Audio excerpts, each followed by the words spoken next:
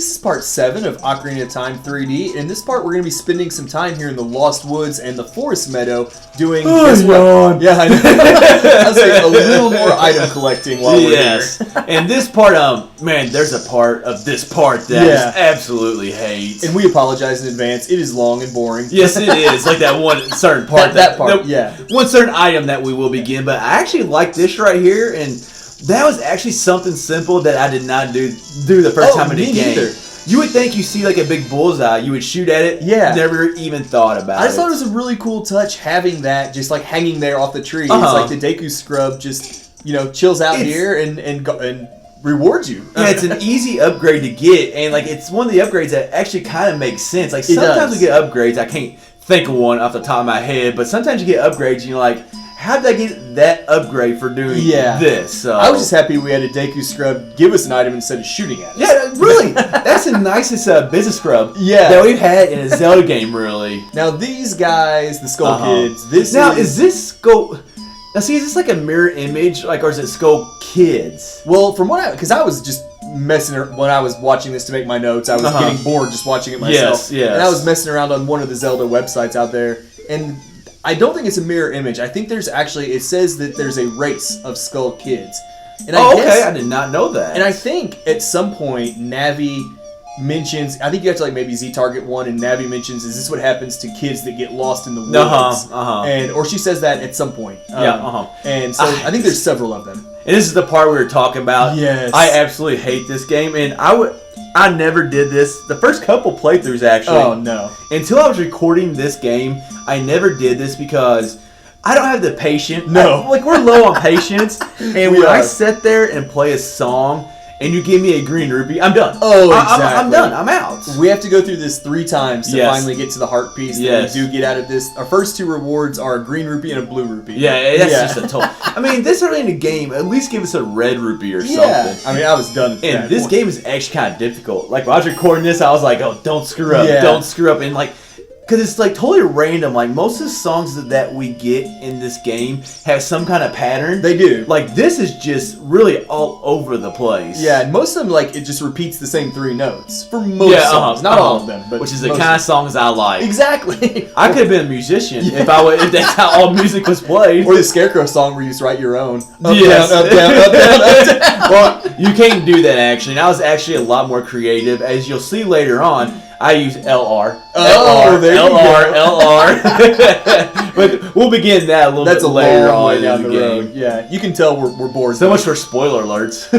Scarecrow song. We said half this stuff we do later in the game, like these last couple parts. Oh, it's all good. That just tells you how enthralled we are by this part right now. Yeah, we're excited. What do we even talk about now? I don't know.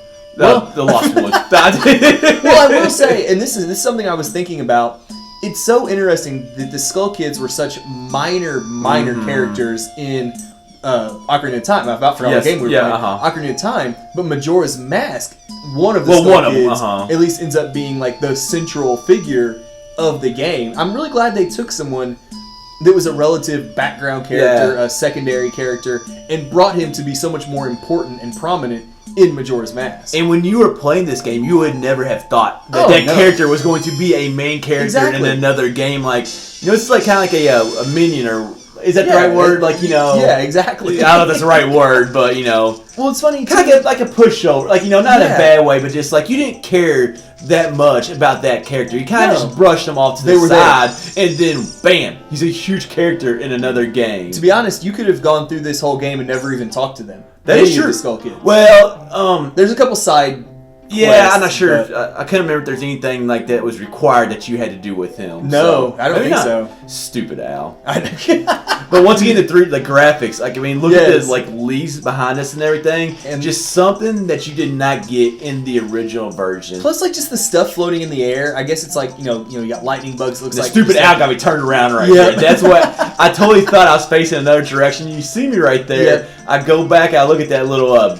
The area that we were just the bullseye. But go ahead with what you're saying. Just like the stuff floating in the air in the 3D version just reminds me so much of the Forbidden Woods from Wind Waker. And Wind Temple. It was in the Wind Temple also. Too. Just like it just adds something to like the Lost Woods because it is a rather now was that in the original? Like, do you remember like at those little floaty Specs? I don't remember. I can't remember either. I would have imagined not. Yeah. But I'm not 100% sure on that. If it was not near as detailed as this. No. And what's up with the white wolfos being out here in the forest? I know. It's like Lost. There's a polar bear on an island. Like, it makes no sense whatsoever. It really does. And he's basically the gatekeeper, I guess, to the forest meadow. He's a pretty good gatekeeper. He got you once or twice. Well, yeah, but who won the fight? Yep. Who won the fight? I won the fight. We got him. Now, I was actually a little confused because when I was taking notes earlier, I forgot that I didn't see you switch to the Deku shield. And we use it to reflect the Deku nuts back at the Deku scrubs. But I got so confused. I'm like, are you playing out of sequence here? Because I was so used to you carrying around the Hylian shield. Oh, yes, So I thought maybe you'd had to like reorder the order you did. No. Stuff in. I totally missed you switch that. Yeah. You know, one thing I don't like about this area is a top-down view. And we don't get this throughout the entire game. It's like, I think it's actually only right here in this part that we get the top-down view. And just, I don't like that. I don't know. I just didn't like it. Like, later on we'll actually like be at eye level and we'll be looking around these walls. And I really liked how that played out. So. It's one of the very few places in the game in general that go to that overhead view. Like when we're sneaking through the castle garden, we got overhead view. Well, that's kind of more of a side. That's kind of more of a side / top, like halfway top down. I'm using a lot of terms for a camera angle, but yeah. Other than that, there's not a lot of places in the game in general that we get that view. Now, I love that they bring us out here right now because we don't want to talk too much, but just like a cool area way back in the Lost Woods. Yeah. And we won't try to spoil too much, but like we'll come back out here later on to like do something in the game and just. It's so cool seeing something this early that we're going to come back to later on in the game. And it's just like before you knew all that, like what happens later on in the game, it's just really cool to come back here and be like, oh my gosh, there's this big abandoned. You can see the building, like either mansion or you know something out here in the middle of nowhere. And it was a nice surprise to see it out here because you just thought the meadow would just be a meadow. Yeah, exactly. Really nothing here, but like, did somebody say that we weren't supposed to go to the meadow or like that? I thought there was somebody that said or tried to warn us about going out to the meadow, and then here's Saria just chilling. She's chilling. Just chilling out here. Well, how'd she get past the white wolf? That's a good question. That's actually a very good question. Still up and everything. I don't know. You know, he's a ladies' man. There you go. He went ahead and let her in because he's gonna eat her later. He's gonna eat her later. Yes, exactly. Did you say eat her? Eat her like he's a wolf. Well, I know, man. That's kind of a little bit. He's a wolf. A little bit gory there. Spoiler alert. He doesn't eat her. It's a story of the 3 pigs and the wolf, or whatever. He's stashing her back there for later. Golly. Sorry, I went to a dark place there. But it does crack me up. Like I feel like we had to like fight. We went from him being a ladies' man to you saying the wolf's going to eat her. Well, I just think, in general, though, it is weird that like we had to fight our way through here and everything, and we get there and she's just chilling. Yeah, I know. Be like, hey, you want to teach us playing a song? Like she's so relaxed. Yeah. It's like, in this hole right here, I kind of had a hard time getting into it. You're like a dog that's like circling something before sitting down. Well, the good thing is I don't have that problem in real life. Yeah. It's only in video games. And